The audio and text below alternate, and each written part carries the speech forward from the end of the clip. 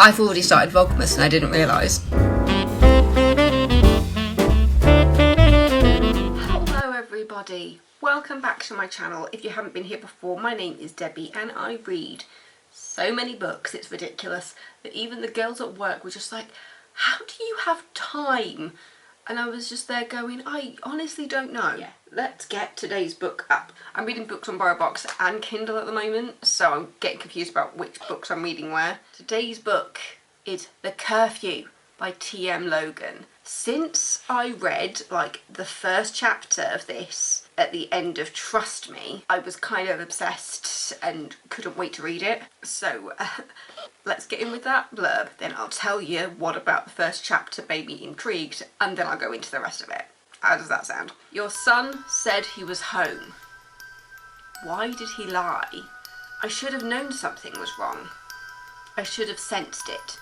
Felt it in the air like a build-up of pressure before a thunderstorm. That heavy, loaded calm. Andy and Laura are good parents. They tell their son Connor that he can go out with friends to celebrate completing his exams, but he must be home by midnight. The lie. When Connor misses his curfew, it sets off a series of events that will change the lives of 5 families forever. The truth? Because 5 teenagers went into the woods that night, but only 4 came out. And telling the truth might mean losing everything. What would you do? Okay, where to start? I know a good place to start. The beginning. The very, very beginning. Let's start at the very beginning. A very good place to start. I'm a musical theatre person, can you tell? Yeah, so in the first chapter, you hear from Andy, the dad, and he has woken up past midnight. He's there wondering if Connor, their son, has missed his curfew. The porch light is still on, and Connor's supposed to turn it off when he gets home. He gets up and sees what he thinks is the body of his son in bed, so assumes, oh, okay, so he's home, he just forgot to turn the light off. There's a message on Laura's phone saying that he got home at midnight, so they assume everything is fine.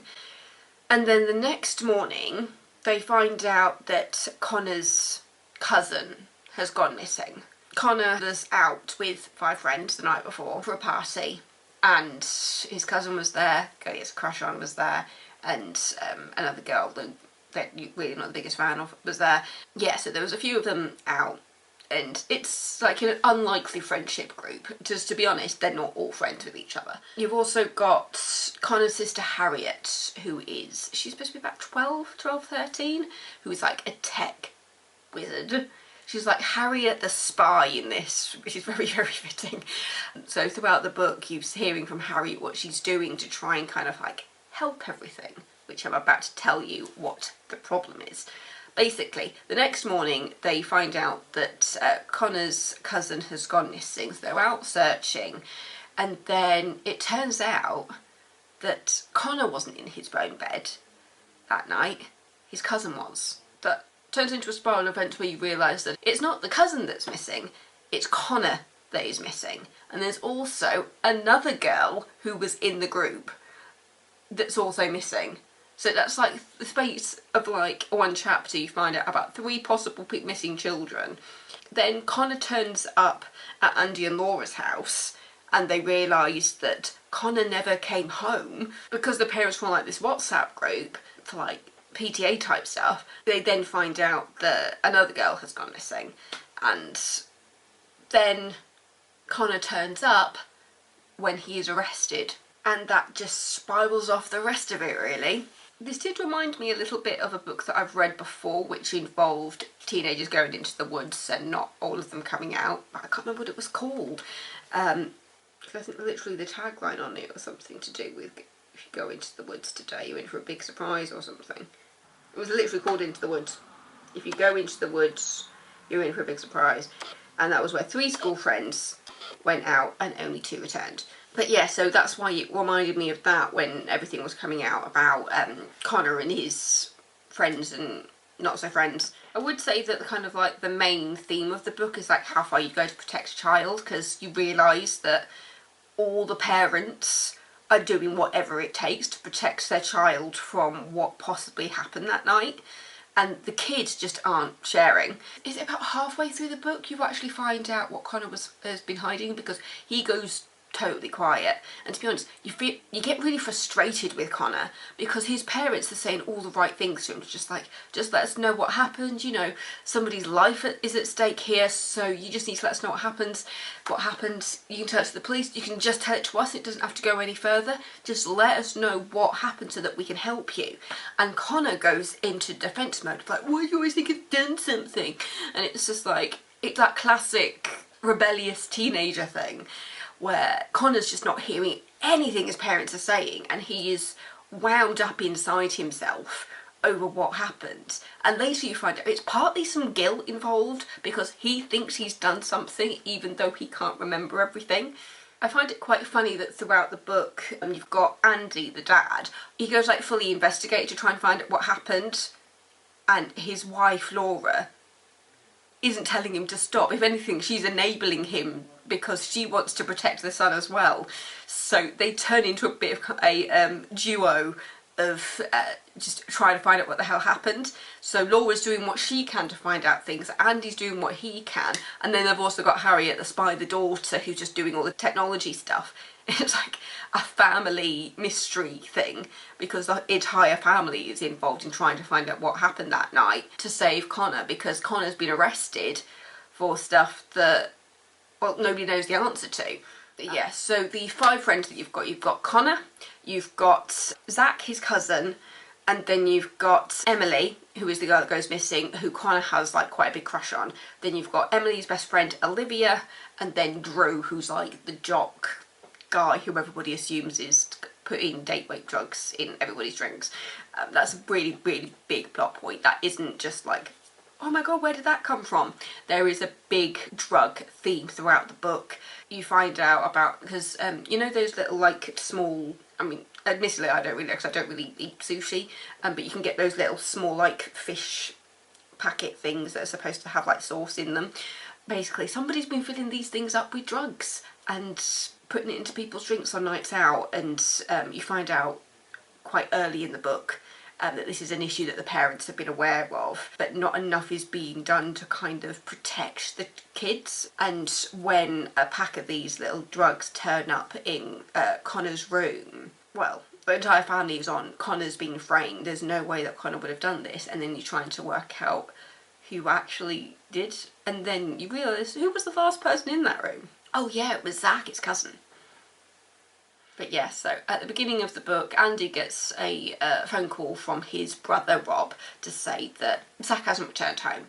And at that point, they aren't aware of the fact that Connor did not come home.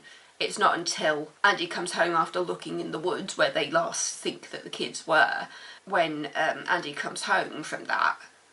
And then he realises, because that's when Zach tried to sneak out, and so that's when Andy was just like, wait, you're here. And then they go upstairs and realise that their son was never home. When they do get the phone call from the police saying that he's been arrested, and they're just there going, oh god bloody hell.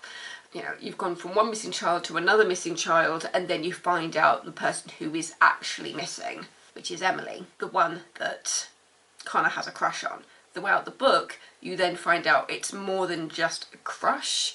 There's lots of comments from kind of other parents saying how, no, there's not a relationship. I wouldn't call it that.